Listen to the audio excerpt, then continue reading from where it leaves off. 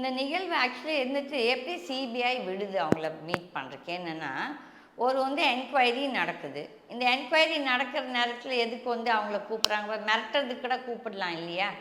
இல்லாட்டி அவங்களுக்கு இன்னும் கூட கொஞ்சம் காசு கொடுத்து ஏதோ செய்யலாம். இல்லாட்டி ஒரு சிலர் சொல்கிறாங்க எழுதி வாங்கிக்கிறாங்கன்னு சொல்லிட்டு. இது எவ்வளோத்துக்கு உண்மைன்னு தெரியாது. பட் எப்படி சிபிஐ இதை விடுது வந்துட்டு இப்போ வந்துட்டு இன்னுமே பிரச்சனைகள் இருக்குது. இன்னும் அக்யூஸ் 1, 2, 3 யாருன்னு தெரியாத நிலையில் எல்லாருமே விஜய் மேலே பாமர மக்கள் எல்லாம் நடுத்தர மக்கள் எல்லாம் விஜய் தான் அக்யூஸ் 1ன்னு சொல்லணும். Even I also say that accused 1 விஜயை தான் போடணும்.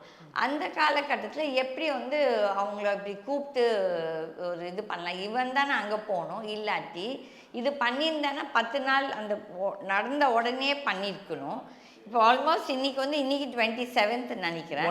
1 month ஆயிடுச்சு. 1 month அப்போ வந்து கூப்பிட்டு பேசுகிறதே தவறு. இது ஏன் ஸ்டேட் கவர்மெண்ட்டும் பார்த்துட்டு இருக்குது, ஹைகோர்ட்டும் பார்த்துட்டு இருக்குது, சுப்ரீம் கோர்ட்டும் பார்த்துட்டு இருக்குது, சிபிஐ இந்த என்கொயரி இது ஏஜென்சி கடை எப்படி விடலாம்? நம்ம மிரட்டலாம் இல்லையா?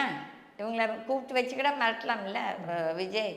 அப்போ உள்ளார என்ன நடக்குது? அப்போ ஏன் அவங்க அவ்வளோ சீக்ரெட்டிவாக பண்ணுறா? அப்போ நீ எதாவது தப்பு பண்ணியா? இப்போ வந்து ப்ரெஸ் வந்து நடுநிலை அவங்களும் இருக்கிறாங்க. அப்போ நீ ஒன்றும் தப்பு பண்ணலைன்னா ஏன் அவங்கள விடுறதில்ல? அப்போ ஏதோ மூடி மறைக்கிறதுக்கு ஏதோ அங்கே நடக்குது மாதிரி தான் சந்தேகம் வரும்.